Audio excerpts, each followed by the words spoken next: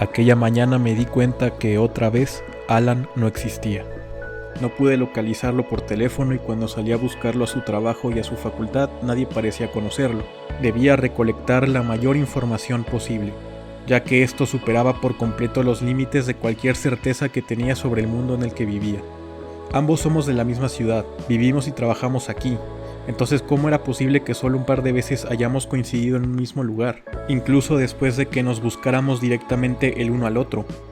Está claro que nuestra ciudad es grande, pero aún así era sumamente improbable que de ninguna manera lográramos tan siquiera contactarnos. Entonces la primera teoría que se me ocurrió fue que, en realidad, no estábamos en un mismo contexto.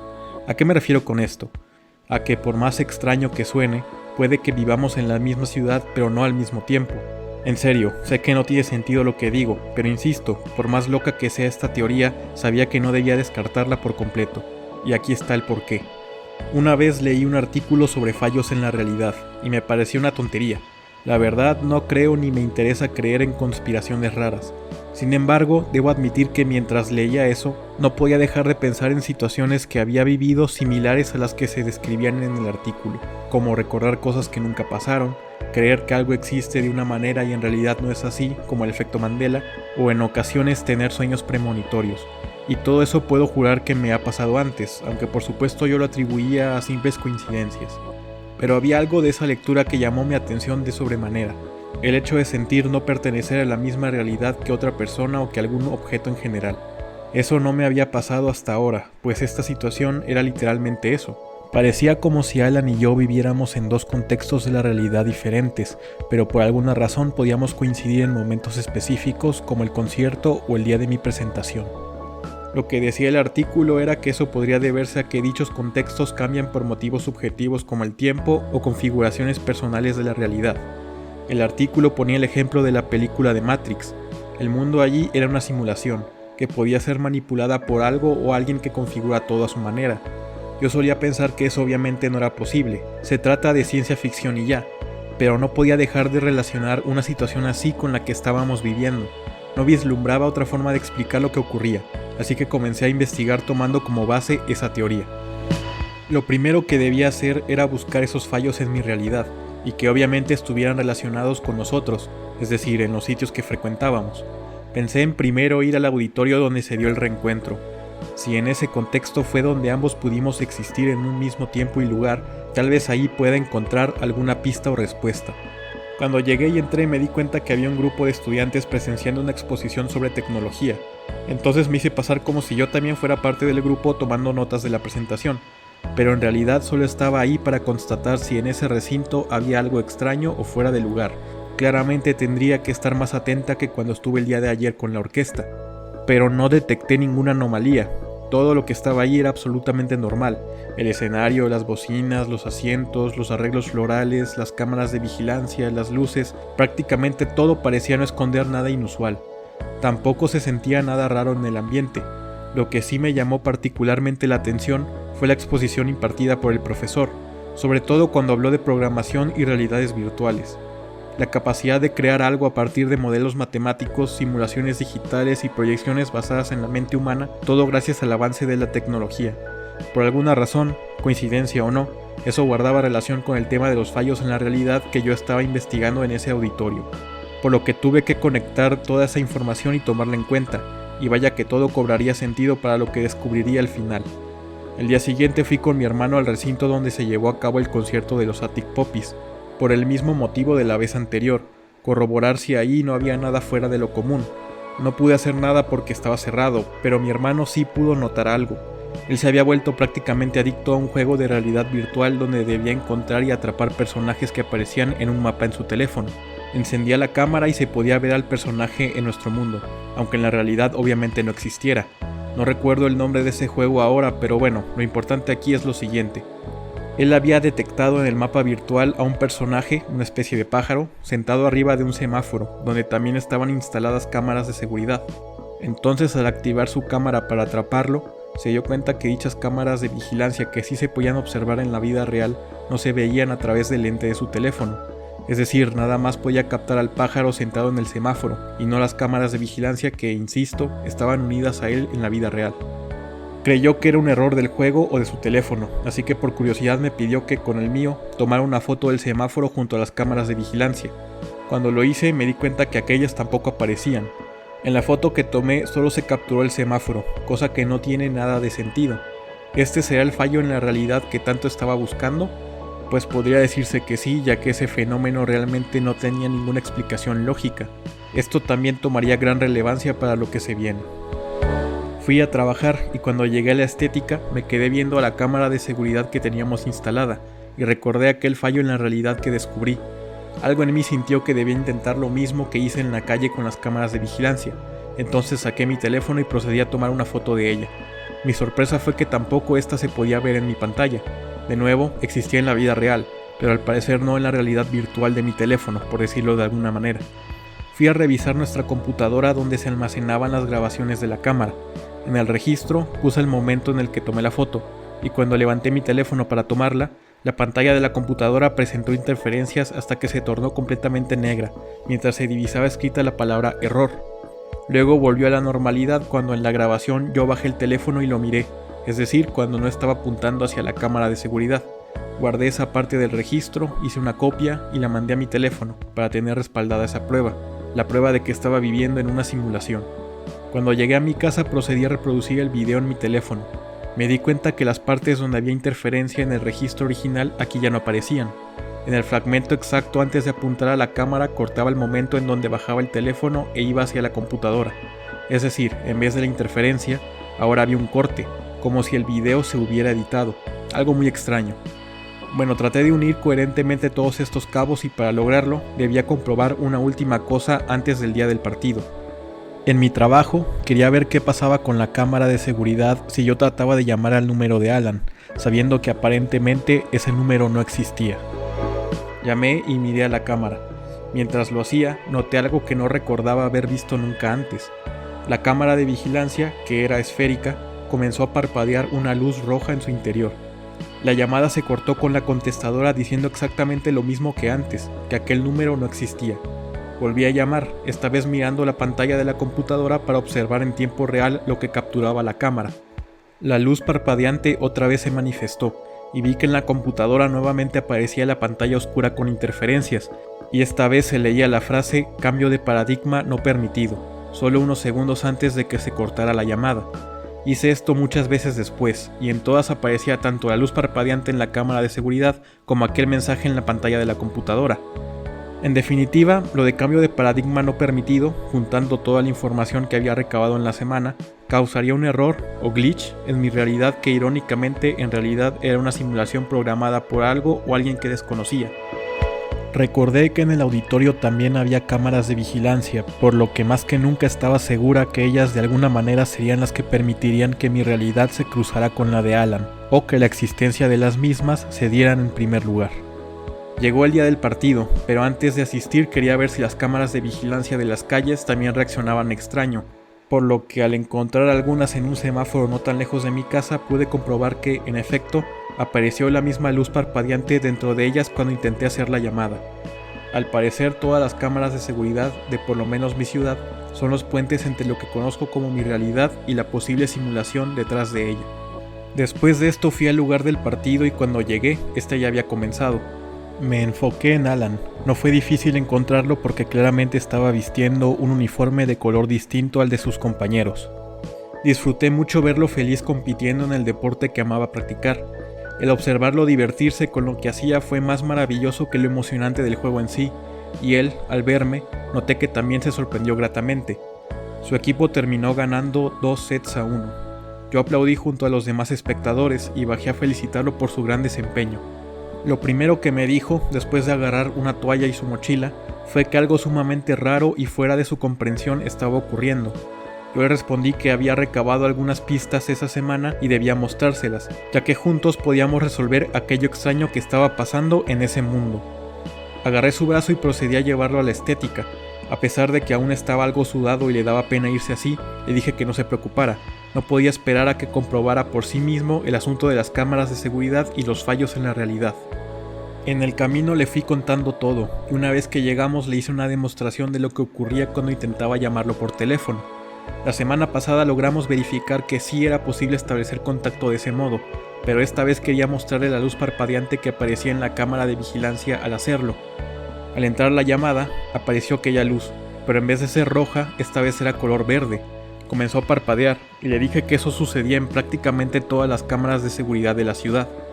Cuando fuimos a ver la computadora con la grabación en directo, observamos que aparecía la pantalla con fondo negro e interferencias, solo que el texto de esta ocasión también había cambiado.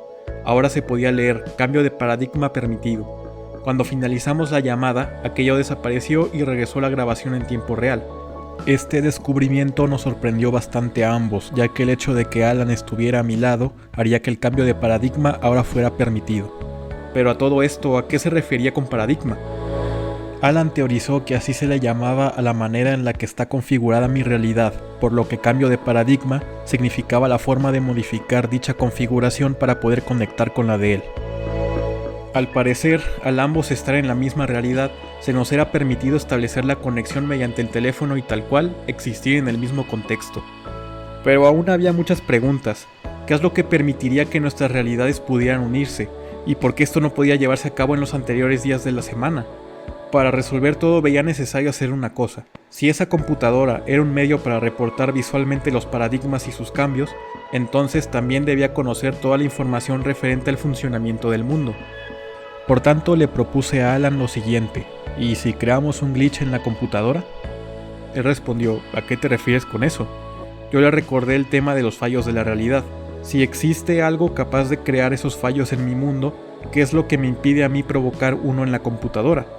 Tal vez así lograría establecer una conexión directa o indirecta con ella, y así obtener la información que necesitaba. Para eso, podíamos revertir el comando de cambio de paradigma permitido. Debe de haber una manera de ordenarle que no permita dicho cambio. Puede que eso le ocasione un glitch, ya que esa acción sería opuesta a la orden que ya tiene programada. Mi idea era, en lugar de llamar, enviar un mensaje de texto. Si la computadora o la cámara eran filtros que decidían si la realidad podía cambiar o no, era posible que, si mandaba un mensaje, este tendría que estar registrado y codificado en la programación de la computadora. Ese puede ser el medio que permita cambiar el código o, tal cual, ocasionar el glitch que estábamos buscando. Tal vez funcione o no, pero no perdíamos nada intentándolo.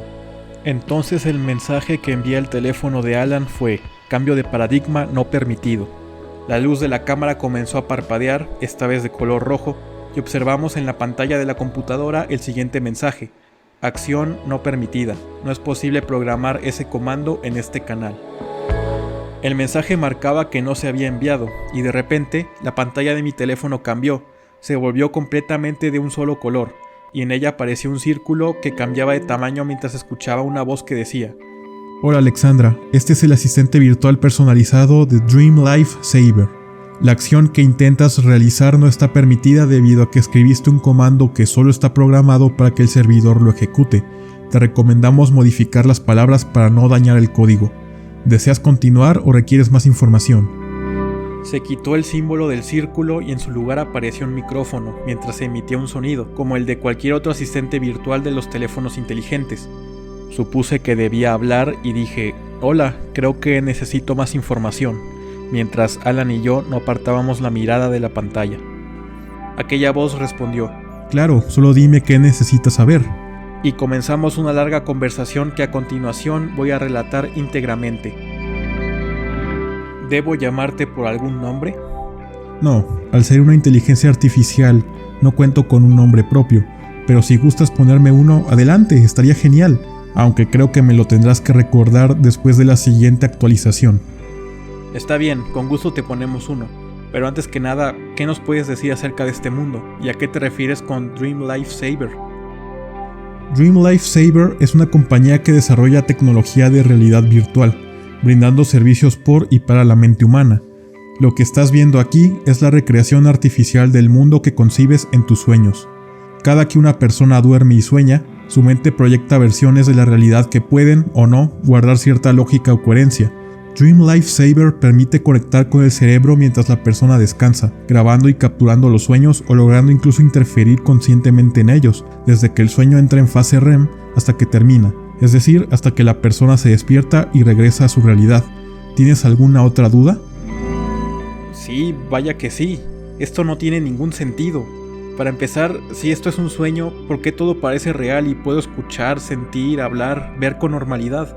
¿Cómo es posible esto si insinúas que mi existencia aquí es creada a partir de una inteligencia artificial? La explicación de eso es más sencilla de lo que parece. Cuando duermes, no apagas tu cerebro. En algún punto, el sueño entra en una fase donde el cuerpo descansa, pero el cerebro se comporta como si estuvieras despierta. Esta es conocida como la fase REM, siglas de Rapid Eye Movement. Si bien es cierto que durante el sueño existe una pérdida de conciencia externa, cuando entras en la fase REM, tu mente acepta todas las respuestas sensoriales de tus sentidos en la realidad. Esto permite que tus sueños puedan reflejar emociones, recuerdos, miedos y motivaciones de la vida real. A pesar de que estás aquí porque fuiste creada a partir de la tecnología desarrollada por Dream Life Saber, en realidad existes como resultado de la amalgama de todos esos aspectos que te mencioné anteriormente, incluyendo, por supuesto, los registros sensoriales en tu cerebro, o mejor dicho, en el cerebro de tu versión real. Y si esto es un sueño, ¿por qué aquí también puedo dormir y despertar todos los días? ¿Qué determina mi percepción del tiempo? O sea, ¿cuándo empieza un día y cuándo termina? Este mundo depende 100% de tu versión de la vida real. Cuando empiezas tu día aquí es cuando la Alexandra real comienza a soñar. El resto del día es el sueño que está experimentando tu versión real, y cuando ella despierta, ese día termina. Por lo regular, las horas de sueño se van registrando y estadísticamente tú misma sentirás cuando debas dormir. Eso significa que la Alexandra real está a punto de despertar. Sin embargo, el tiempo aquí es impredecible, pues tu versión real se puede despertar en cualquier momento. Tu día puede terminar abruptamente y ni cuenta te darás. Al día siguiente, cuando la Alexandra real vuelva a soñar, tú te despertarás sin recordar cómo o cuándo te fuiste a dormir el día anterior. De hecho, dependiendo de cada persona, puedes olvidar incluso todo. Seguramente te ha pasado que no recuerdas nada de los días anteriores, precisamente por eso. La percepción del tiempo y de la memoria no la controlas tú. Por cierto, ahora mismo tu versión real está soñando, y en cualquier momento se puede despertar, así que disculpa si nuestra conversación termina sin que me haya podido despedir. En este punto, Alan comenzó a hablar. Lo primero que dijo fue: así que esa es la razón por la que tiendo a olvidar todo. Increíble. La inteligencia artificial le respondió: hola, visitante externo. Según mis registros de esta realidad, tu nombre es Alan. Gusto en conocerte.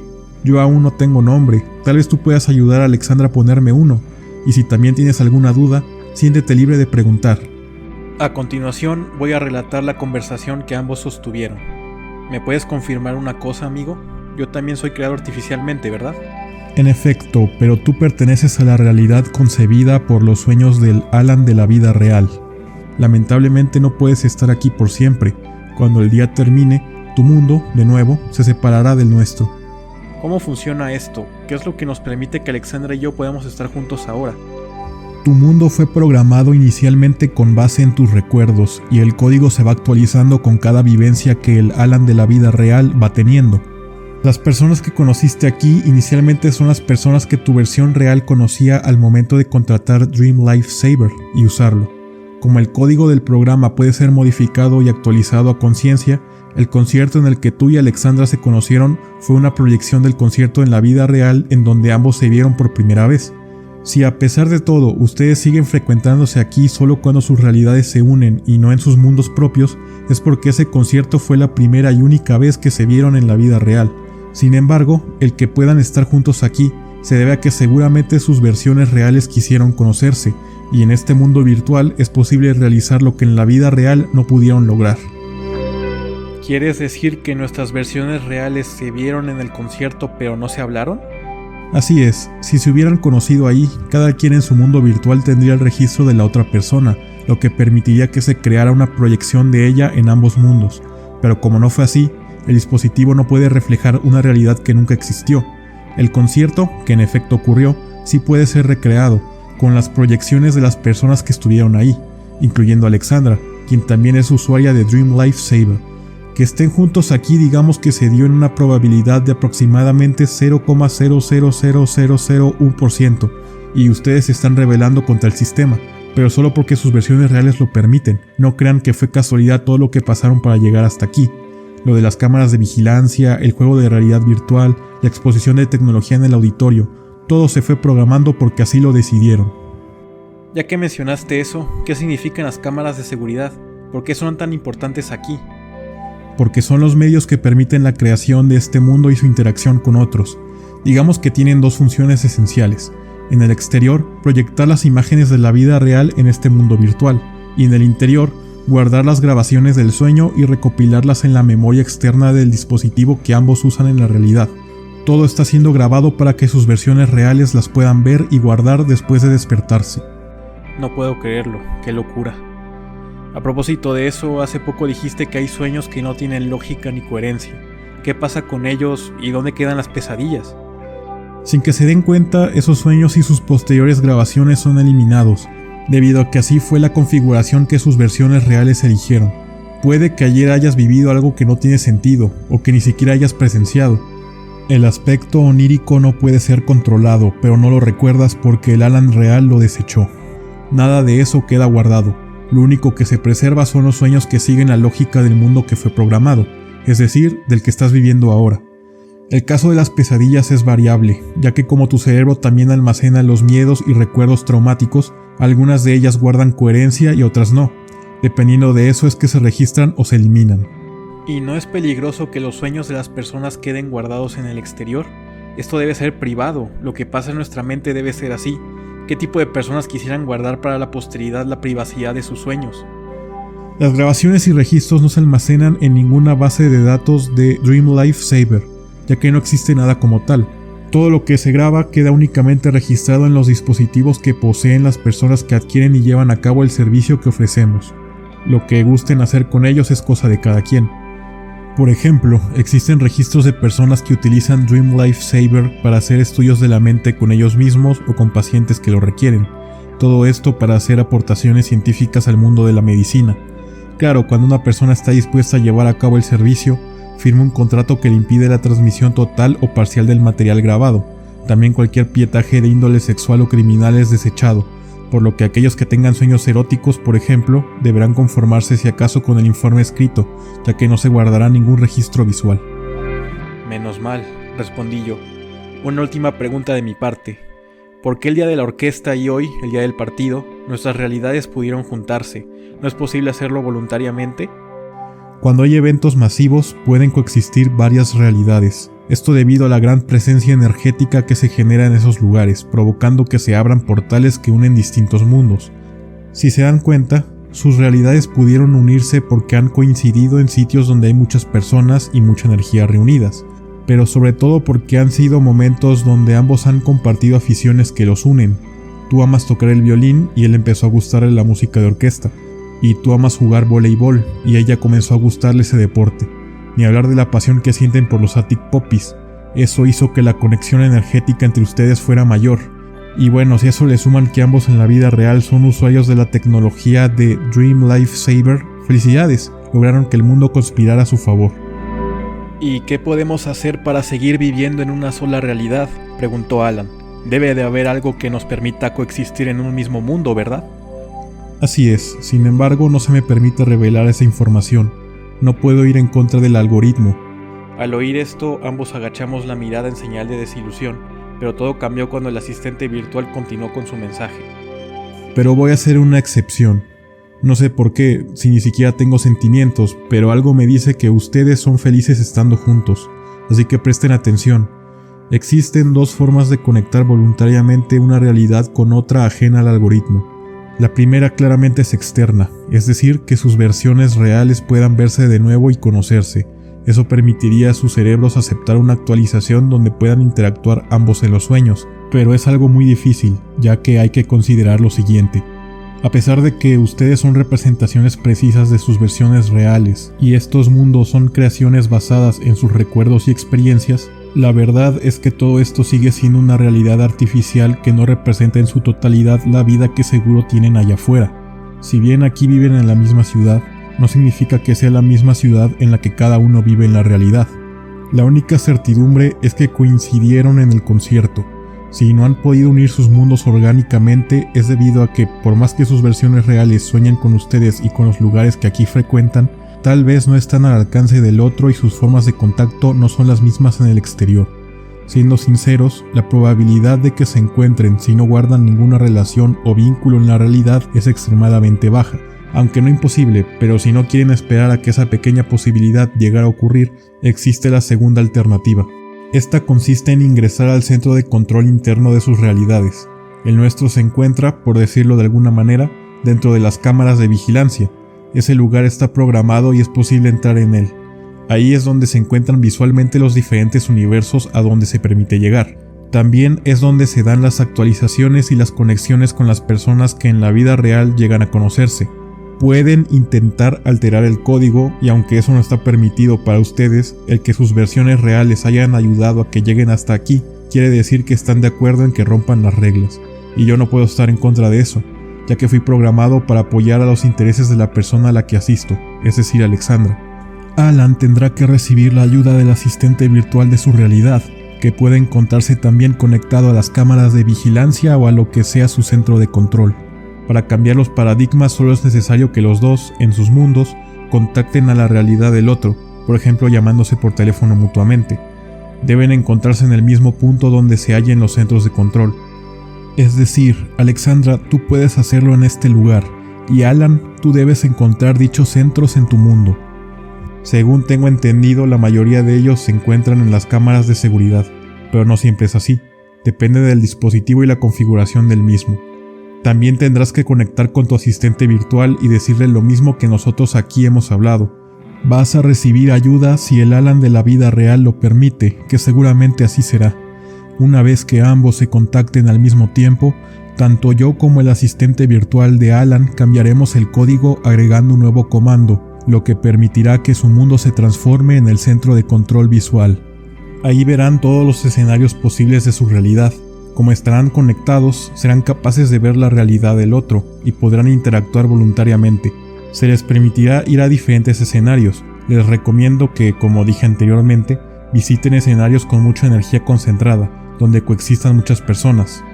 Deben saber que esto es temporal, ya que el sistema detectará el fallo, lo arreglará y se reiniciará, aunque eso puede llevar un tiempo considerable. En ese intervalo pueden ir a la mayor cantidad de lugares posibles juntos, ya que, a pesar del reinicio, sus cerebros guardarán como recuerdos esos lugares que visitaron, por más artificiales que sean. Así serán capaces de reproducir a voluntad dichos escenarios en sus realidades, de forma simultánea y con la conciencia de ambos. Si el sistema se reinicia, podrán volver a intentarlo el siguiente día. Sin embargo, hay algo que debo advertir. Tengan cuidado con la cantidad y el tiempo que pasan alterando y reiniciando el sistema, ya que esto puede provocar daños en los cerebros de sus versiones reales. ¿Hablas en serio?, interrumpí. Suena terrible, ¿cómo se puede evitar eso? El asistente virtual respondió: No es recomendable mucha actividad cerebral durante el sueño.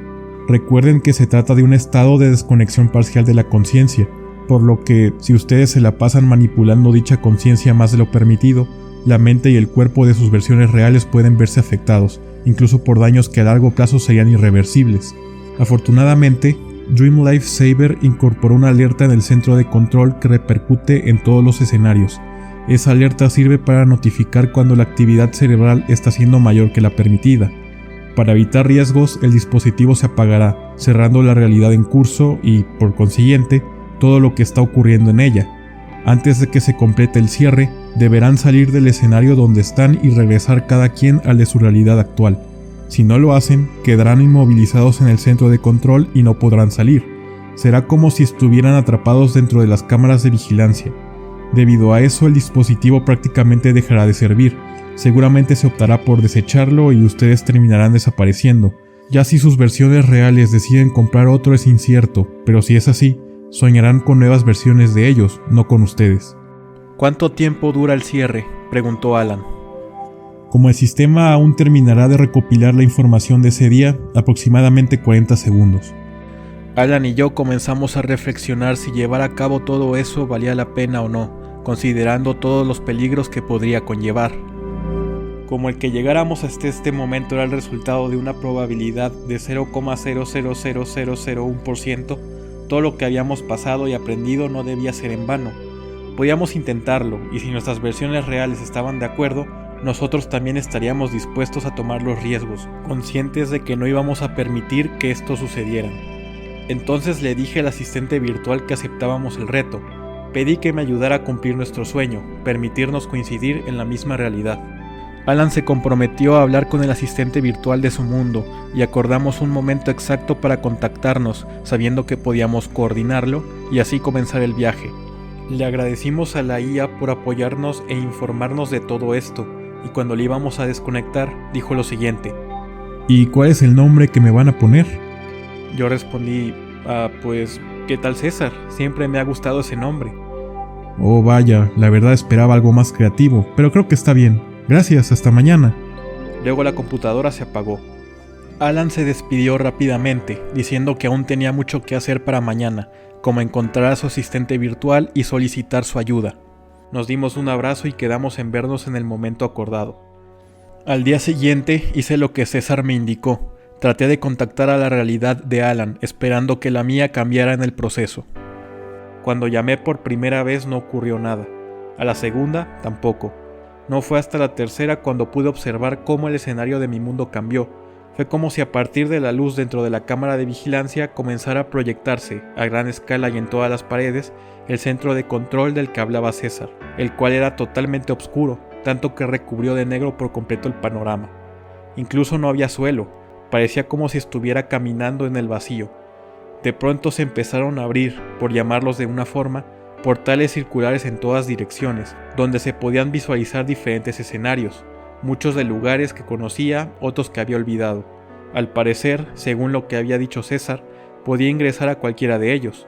Recorrí un poco aquel lugar, viendo las distintas realidades que se presentaban, y en una de ellas, al fin, pude encontrar a Alan. Me alegré bastante de que lograra también llegar hasta el centro de control. Apenas lo miré, lo saludé como en la cancha de voleibol. Él me vio y caminó hacia mí.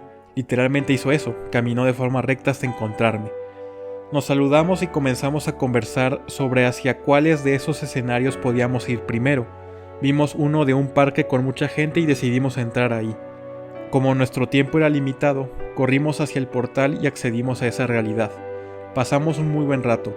Después de un tiempo y de recorrer por completo el escenario, vimos la salida del portal, por lo que regresamos al centro de control. Repetimos el proceso con muchos escenarios, hasta que, en uno de ellos, el paisaje fue desapareciendo hasta volver a la oscuridad del centro de control, esta vez sin los portales visibles. Al no haber escuchado ninguna alarma, supusimos que solo se trataba del reinicio del código, y como César nos dijo que no nos preocupáramos por eso, decidimos simplemente esperar a que pasara lo que tuviera que ocurrir. Nos despedimos y planeamos seguir descubriendo realidades juntos el día siguiente. A continuación, vi cómo el escenario se transformaba en el mismo de donde partí, mientras Alan desaparecía. Eso quería decir que reiniciar el algoritmo literalmente significaba eso, volver a la casilla inicial. Los días siguientes repetimos el proceso y descubrimos muchas realidades. En un día fuimos a una playa. Según lo que podía recordar, tenía mucho tiempo que no iba a una. Nos sentamos a observar el atardecer y comenzamos a hablar de muchas cosas. Una de ellas fue si debíamos detenernos en ese punto para evitar algún problema futuro con el sistema. Él dijo que mientras no sea posible, era bueno continuar coleccionando estas experiencias. Y yo estaba totalmente de acuerdo. La verdad, dichos momentos podría atesorarlos por lo que reste de mi existencia, sea mucho, poco o lo que este mundo permita. Ese día no visitamos ningún otro escenario, nos quedamos y pasamos la noche juntos por primera vez. En otro día fuimos a una feria. Justo antes de entrar a una atracción que era una especie de sala de escape, comenzó a sonar una alarma. Al principio pensamos que era algo propio de ese lugar, pero no, se trataba de aquella alarma que nos había advertido César. Lo supimos porque en nuestros teléfonos también apareció la alerta. Había llegado el momento de retirarnos, por lo que, agarrados de la mano y después de localizarlos, corrimos hacia los portales de regreso a nuestras realidades. Estaban increíblemente lejos, de hecho parecía como si se alejaran mientras más nos acercábamos. No dejamos de correr y la alarma sonaba cada vez con mayor intensidad. Cada escenario se iba cerrando y nuestros portales también aparentaban ir desapareciendo.